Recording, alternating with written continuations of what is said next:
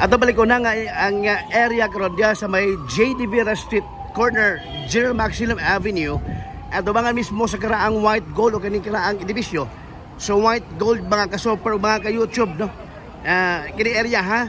Di nagbangga kining private ambulance sa Chongwa Hospital. Nga wa gibet sura ang naong ini ang simud no.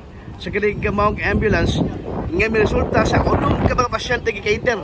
Ang kalaban niya mga ambulansya, mga ka-super o mga ka-YouTube sa Benji Talisik. Kanang series bus inyo makita. Atubangan ako nga di bangga poste no mga igala.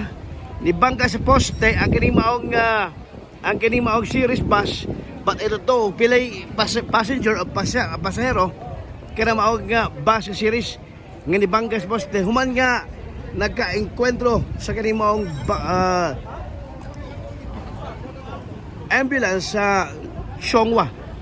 I do believe kaya dunay kanang pasyente karga ni mo to nga nay unom nga pasyente nga posible ang ubang pasyente nini gikan sa bus nga nag-angkon og mga slight or minor injuries.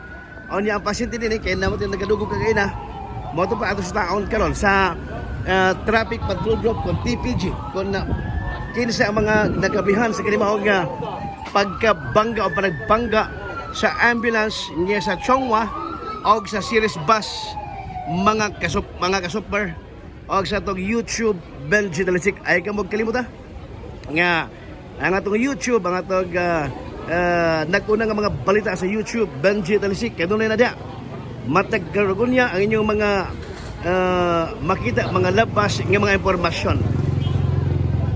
Sa kog mga viewers sa YouTube, mayong hapon o mayong adlaw kaninyo.